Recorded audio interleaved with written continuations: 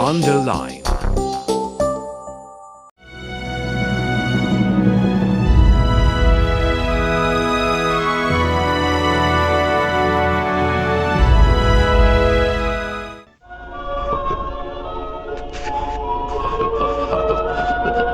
Meski tidak berlangsung lebih dari 300 tahun, seperti penjajahan Belanda, masa penjajahan Jepang atas wilayah Nusantara atau Indonesia dari tahun 1942 hingga 1945 memberi dampak besar dalam perjalanan sejarah bangsa Indonesia. Masa penjajahan Jepang juga meninggalkan jejak-jejak yang beberapa di antaranya bertahan hingga kini. Militer Jepang menyerbu dan kemudian merebut wilayah Indonesia yang kala itu masih bernama Hindia Belanda dalam waktu yang sangat singkat. Hanya sekitar 1 bulan setelah menyerang pangkalan militer Amerika Serikat di Pearl Harbor pada bulan Januari 1942, pasukan Jepang menyerang dan menguasai Tarakan, Kalimantan Timur. Satu persatu kemudian wilayah Balikpapan, Ambon, Kendari, dan Pontianak juga diserang dan bisa dikuasai dalam bulan yang sama. Setelah berhasil merebut beberapa wilayah lain di Indonesia, pada tanggal 5 Maret 1942 tentara Jepang berhasil menguasai kota Batavia. Pemerintah kolonial Hindia Belanda yang semakin terdesak akhirnya menyerah tanpa syarat kepada Jepang melalui perjanjian Kalijati di Jawa Barat pada tanggal 8 Maret 1942. Masuknya tentara Jepang ke wilayah Indonesia sempat disambut baik rakyat Indonesia dengan propaganda sebagai saudara tua yang akan membebaskan rakyat dari penjajahan Belanda. Kedatangan pasukan Jepang tidak banyak mendapatkan perlawanan dari rakyat Indonesia. Setelah menancapkan kekuasaannya di bekas wilayah Hindia Belanda, militer Jepang mendirikan pemerintahan militer di Indonesia. Pemerintahannya secara resmi disebut Pemerintah Bala Tentara Nippon ini memegang kekuasaan militer dan semua kekuasaan yang dulu dipegang Gubernur Hindia Belanda. Dalam pelaksanaan sistem pemerintahan ini, kekuasaan atas wilayah Indonesia dipegang oleh 2 angkatan perang, yaitu Angkatan Darat atau Rikugun dan Angkatan Laut atau Kaigun. Untuk mendukung pemerintahan militer dan menyokong kekuatan Jepang dalam Perang Pasifik, Jepang juga membentuk berbagai gerakan dan organisasi kemiliteran. Setelah gerakan 3A yang dibentuk, militer Jepang gagal menarik simpati rakyat pada tahun 1943. Gerakannya mempopulerkan slogan Nippon Pelindung Asia, Nippon Jaya Asia dan Nippon Pemimpin Asia ini dibubarkan. Sebagai gantinya, militer Jepang membentuk Pusat Tenaga Rakyat atau Putra yang dipimpin Bung Karno, Bung Hatta, Ki Hajar Dewantara, dan Kiai Haji Mas Mansur. Meski dimaksudkan sebagai gerakan untuk memobilisasi dukungan terhadap Jepang dalam Perang di Pasifik, gerakan ini kerap dimanfaatkan para pemimpin Indonesia untuk menanamkan nasionalisme dan semangat kemerdekaan. Untuk mendukung Perang Asia Pasifik dan mempertahankan kekuasaan mereka di Indonesia, pemerintah bala tentara Nippon membentuk berbagai organisasi kemiliteran dan melancarkan berbagai gerakan propaganda.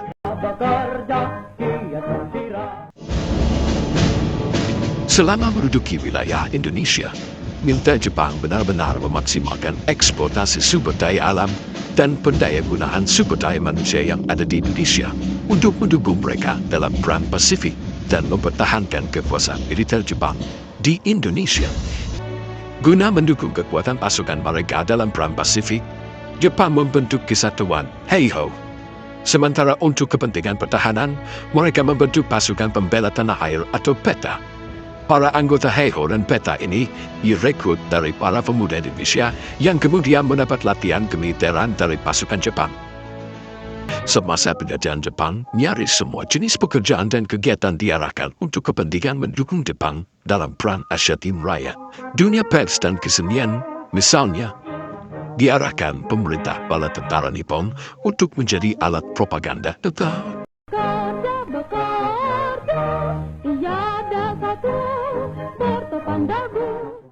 Tidak ada tempatku memohonkan taufik mereka.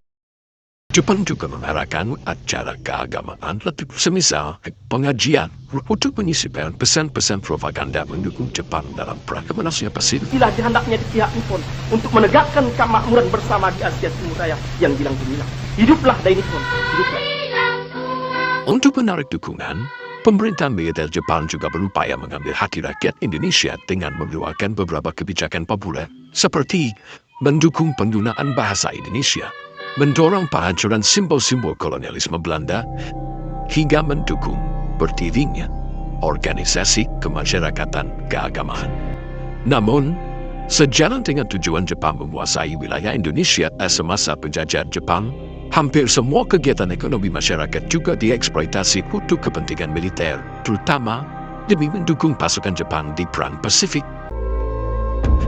Berbagai sumber alam dan bahan makanan dari hasil-hasil pertanian dan perkebunan rakyat misalnya, banyak diambil paksa militer Jepang untuk kepentingan menyokong perang. Akibatnya, banyak rakyat kekurangan makanan dan terpaksa mengkonsumsi apa saja untuk bertahan hidup. Bencana kelaparan dan kematian saat itu terjadi di banyak tempat.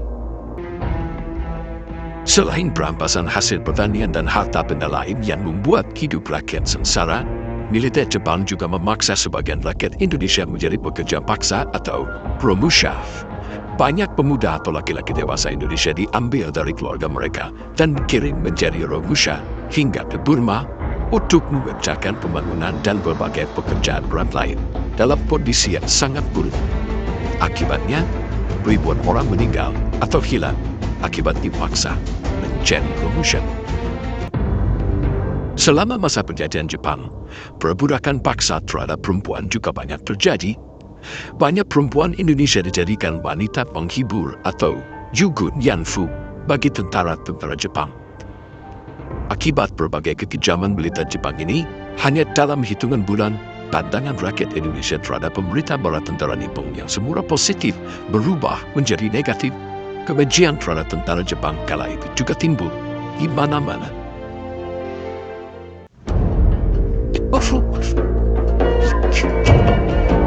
Akibat berbagai kekejaman yang dilakukan militer Jepang, muncul perlawanan di banyak daerah di Indonesia. Di antaranya, pemberontakan Choklian di Aceh pada tahun 1942.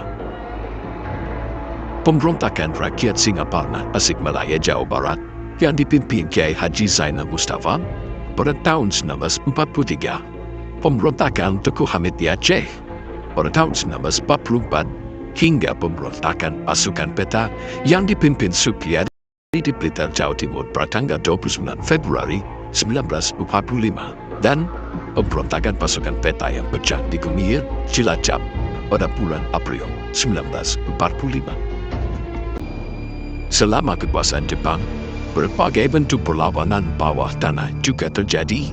Yang paling terkenal adalah perlawanan yang dipimpin Sultan Syahrir.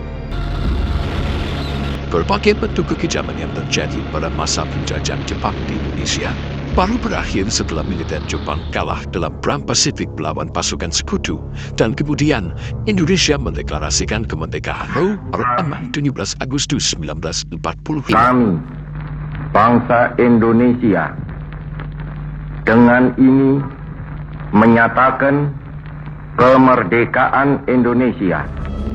Masa penjajahan militer Jepang di Indonesia yang berlangsung sekitar 3,5 tahun mewariskan banyak hal yang beberapa di antaranya bahkan bertahan hingga kini. Meski menyebabkan begitu banyak penderitaan, ada beberapa hikmah yang bisa dipetik bangsa Indonesia.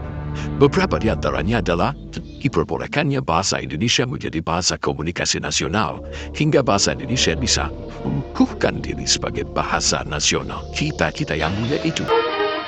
Semasa penjajahan Jepang, dukungan Jepang pada semangat anti-Belanda yang diantaranya ditunjukkan Jepang pada perubahan nama kota Batavia menjadi Jakarta dan diperbolehkannya lagu Indonesia Raya yang dilarang semasa penjajahan Belanda menjadi lagu kebangsaan Indonesia pada tahun 1944 juga memungkinkan para tokoh dan pemimpin nasional menggalang semangat nasionalisme di kalangan rakyat banyak.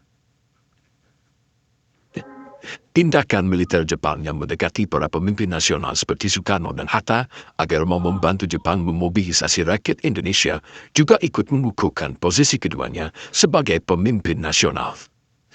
dan memberi kesempatan mereka memimpin rakyat Indonesia. Hal yang tidak pernah bisa dilakukan semasa penjajahan Belanda. Kau bernama anak yang durhaka. Pembentukan beberapa organisasi kemiliteran seperti Heiho dan Peta semasa penjajahan Jepang di kemudian hari juga berguna menyediakan banyak pemuda terlatih untuk pembentukan Badan Ketenteraan Nasional yang dibentuk setelah proklamasi kemerdekaan Indonesia. Dalam pengaturan masyarakat, pemerintah bala tentara Nippon juga mewariskan beberapa institusi kemasyarakatan yang bertahan hingga kini. Di antaranya, pembentukan strata masyarakat hingga tingkat paling bawah, yaitu Tonarigumi atau Rukun Tetangga atau LT, yang berguna untuk pengorganisasian masyarakat. Meski mengandung berbagai hikmah terselubung, masa penjajahan Jepang tetap merupakan salah satu masa kelam dalam perjalanan sejarah bangsa Indonesia. Masa-masa ketika sebagai bangsa, kita tidak merdeka dan tidak memiliki kebebasan menentukan kehendak dan masa depan kita sendiri.